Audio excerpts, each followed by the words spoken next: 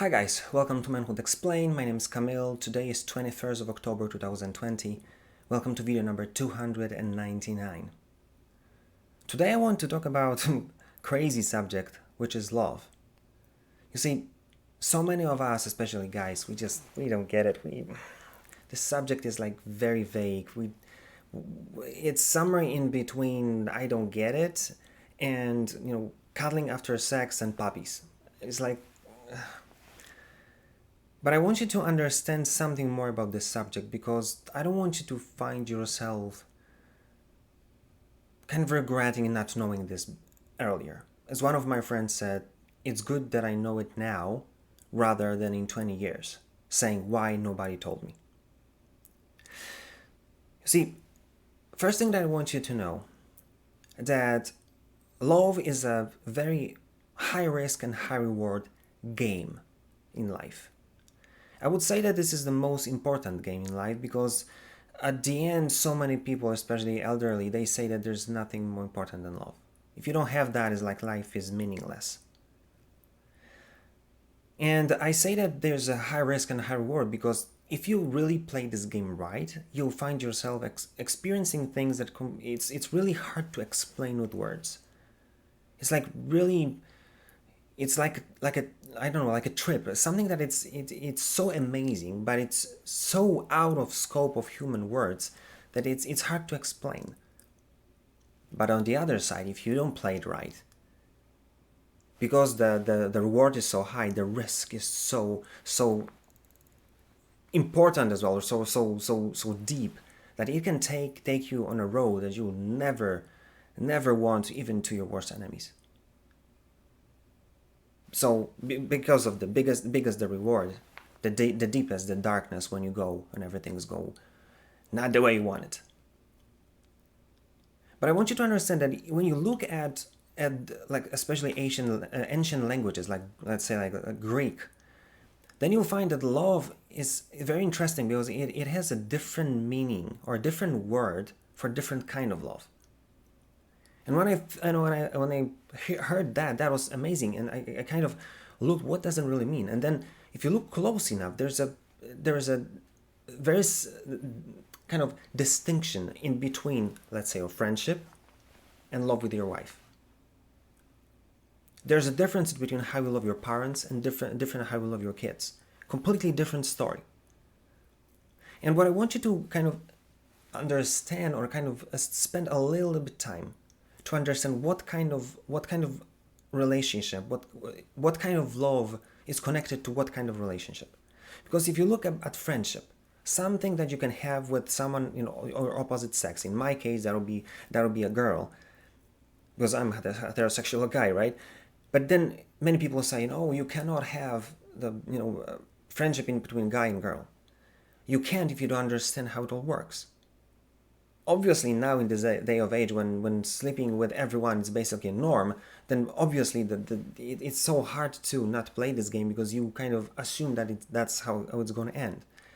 But if you look at friendship and you understand what are the barriers or borders of this kind of relationship, you can go really deep, really be supportive, really be someone who can change somebody else's life without crossing the barrier, without hurting this person, and without destroying just because one of you decided to try to jump into each other's bed.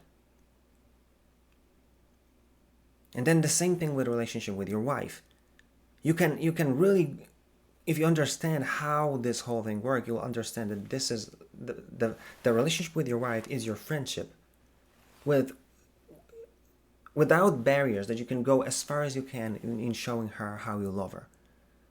And that's why that is why I've engaged with my wife, or I asked her to marry me, because I got to the point of friendship that I said I want to go farther. I want to be able to touch her. I want to be able to kiss her and tell her how much I love her. I couldn't do it when she was my friend.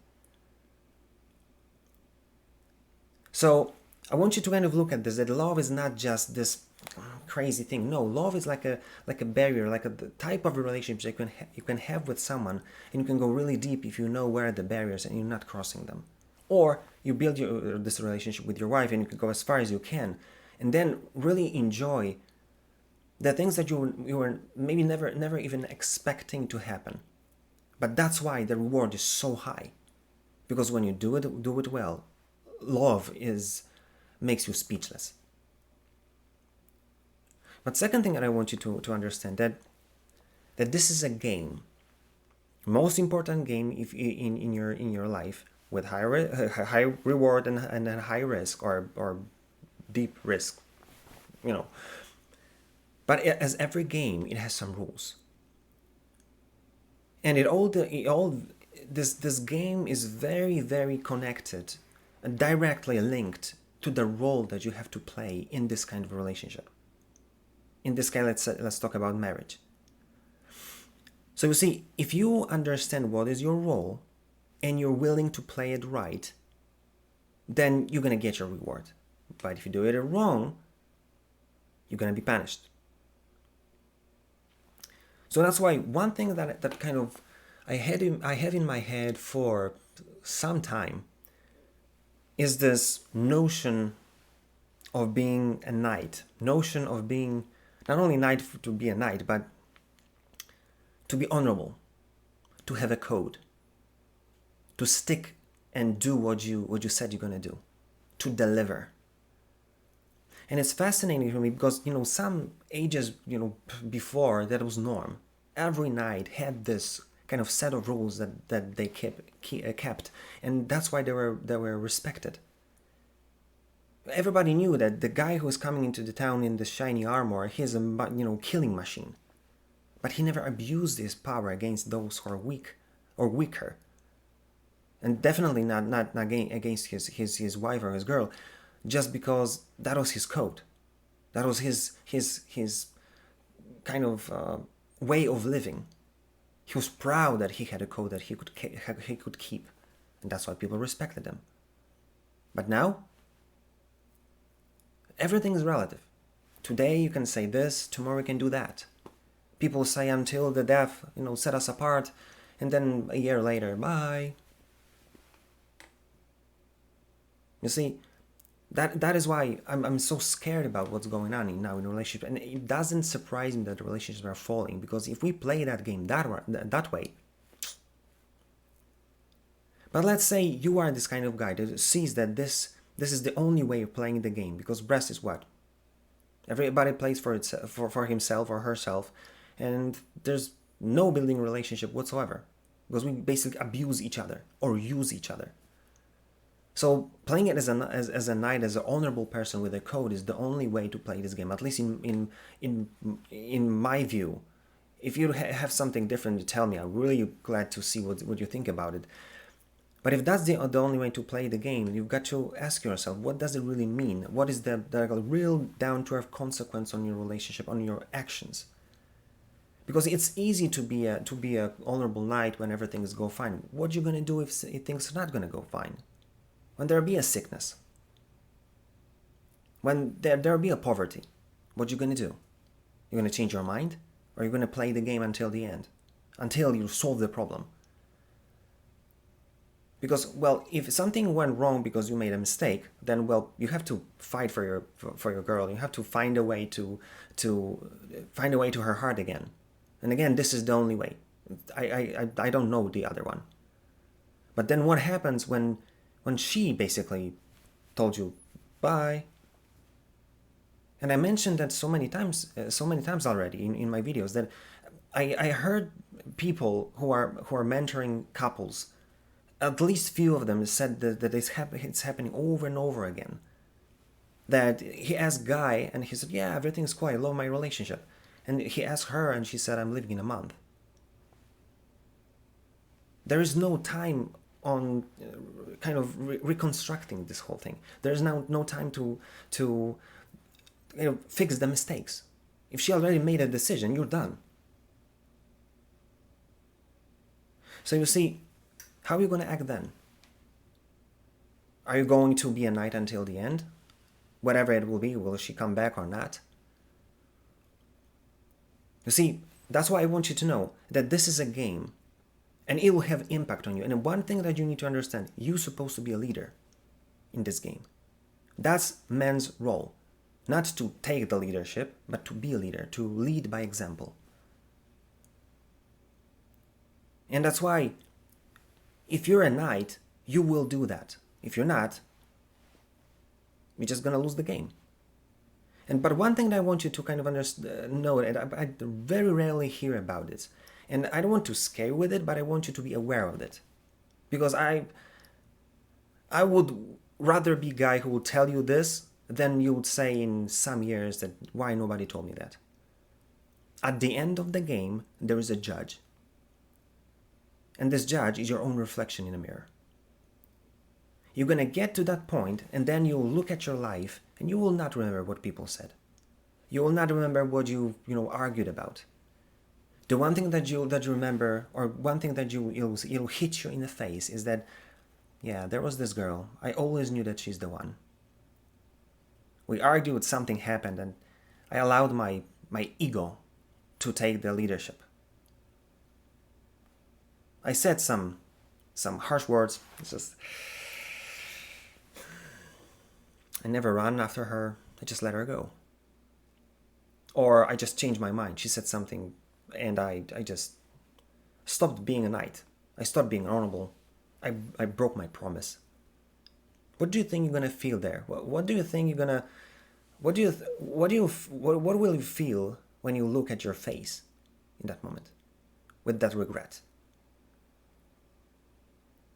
And I'm really thinking about this because love is a beautiful game. It's a really beautiful game.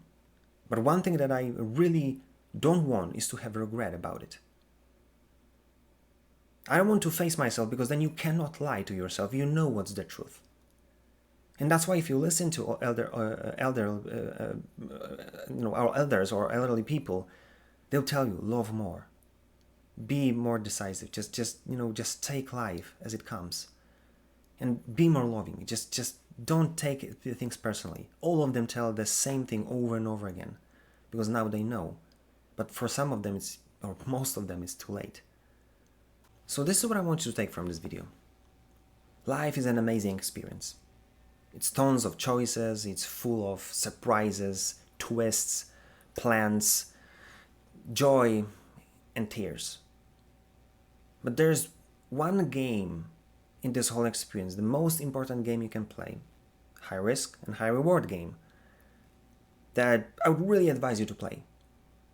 But to play it right and to get this reward, you will have to play it in a long term, as it's supposed to be played. You cannot play like 3 months here, 2 months there. It just doesn't work that way.